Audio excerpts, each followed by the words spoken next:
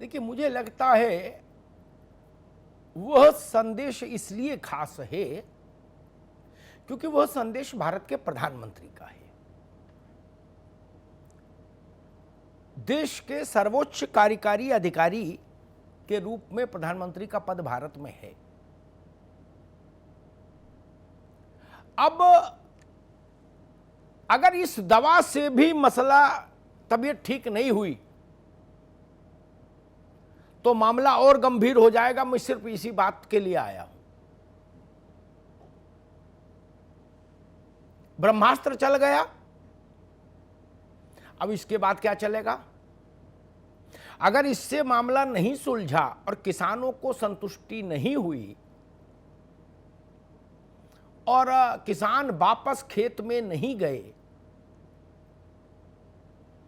तो इसके बाद फिर कभी कृषि सचिव बात करते हैं तो हमको उम्मीद रहती है कि भाई कृषि राज्य मंत्री बात सुलझ सकती। कृषि राज्य मंत्री असफल होते हैं तो होता कृषि मंत्री, फिर और सीनियर मिनिस्टर्स। आज तो प्रधानमंत्री जी।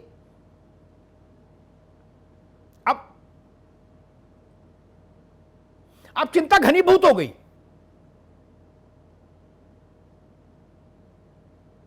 प्रधानमंत्री जी के वक्तव्य के बाद मुझे लगता है अब तोमर साहब या एग्रीकल्चर सेक्रेटरी या और बाबू लोग उनका वार्ता और गैर वार्ता का कोई बहुत अर्थ नहीं रहता। सरकार के सबसे बड़े चेहरे ने, सरकार जिसके नाम से संबोधित होती है प्रधानमंत्री, जब उन्होंने ही बात कर ली, जो कहना था कह दिया, देश ने सुना, तो अब इसके बाद क्या होगा यह चिंतन नहीं हुआ। हां, इस बात से मैं मुतमईन हूं, सहमत हूं कि जो राजनीतिक दलों का कार्यक्रम है ना जी, उसमें भाजपा भी है और कांग्रेस, सपा, बसपा, अकाली और सब है। सबका मामला 19-20 एक ही सा है, अंतर किसी में नहीं। मूल चरित्र में जो लोग राजनीतिक दलों के अंतर ढूंढते हैं वो लोग समय की बर्बादी करते हैं केवल, क्योंकि मूल चरित्र में अंतर ही नहीं। डीएनए एक है, शक्ल सूरत अलग अलग है। किसी की नाक थोड़ी लंबी, किसी की छोटी, किसी का कान थोड़ा बड़ा, किसी का छोटा, वो फर्क है। डीएनए एक है राजनीतिक दलों का भारत में। उसका एक उदाहरण दो उदाहरण दे देता हूं आप बड़ी पार्टियों के। बाकी छोटी पार्टियां अपने को उसी में समाहित समझ लें। हाथी के पांव में सबका पांव, जो जिस पाले में है। पंजाब में भारी विरोध, सुधांशु वाजपेयी बैठे हैं, इनको जानकारी है या नहीं है? नहीं है तो अभी हो जाए।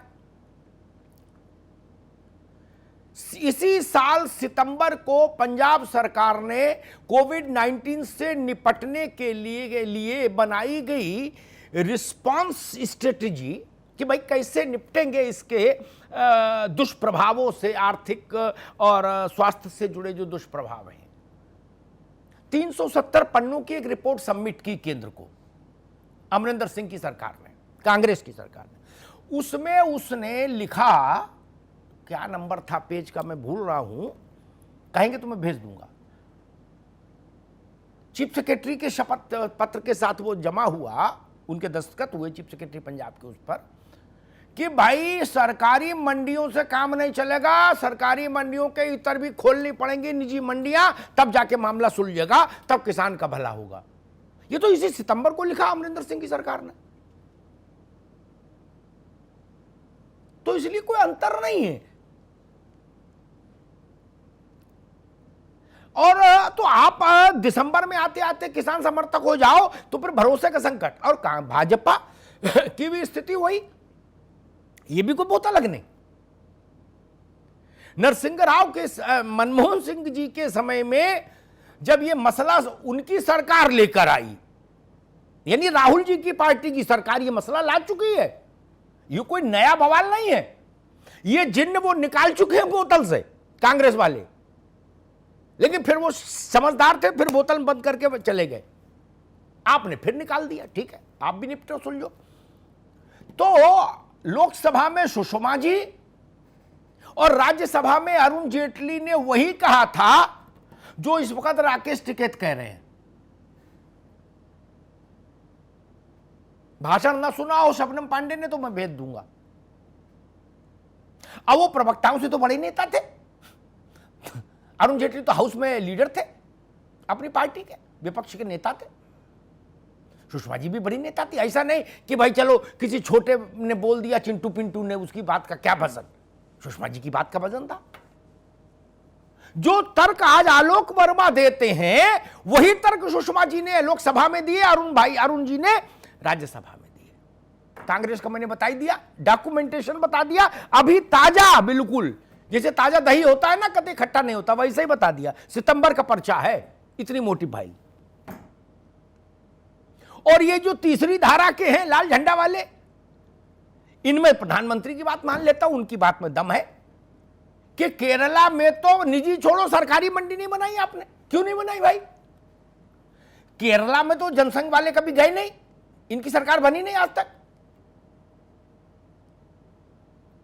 वहां धरना प्रदर्शन भी नहीं किया।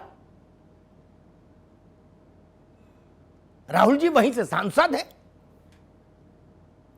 वहां तो कम से कम झांक के देख लेते कि माहौल क्या चल रहा है।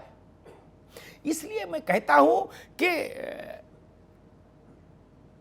किसानों को किसी के नाम का मंगलसूत्र पहनने की जरूरत नहीं। सपा हो, बसपा हो, कांग्रेस हो, भाजपा हो, वामपंथी दल हो, कोई हो, सबको दूर से प्रणाम करो कि भैया ठीक, नमस्ते, चलो जाओ। ना काहू से दोस्ती, ना काहू से बैर। क्योंकि जितने लोग आपको क्रांतिकारी दिख रहे हैं आलोक वर्मा, और आज आपको ये लग रहा कि ये किसान के साथ है, वो तभी तक आपके साथ हैं जब तक वो सत्ता वाली ट्रेन नहीं पकड़ लेते। वो पकड़ लेंगे तो वो भी वही बोलेंगे। मैं तो उदाहरण दे दिया ना, संसद की कार्रवाई में वो मौजूद है हिस्सा सुषमा जी का, अरुण जी का। और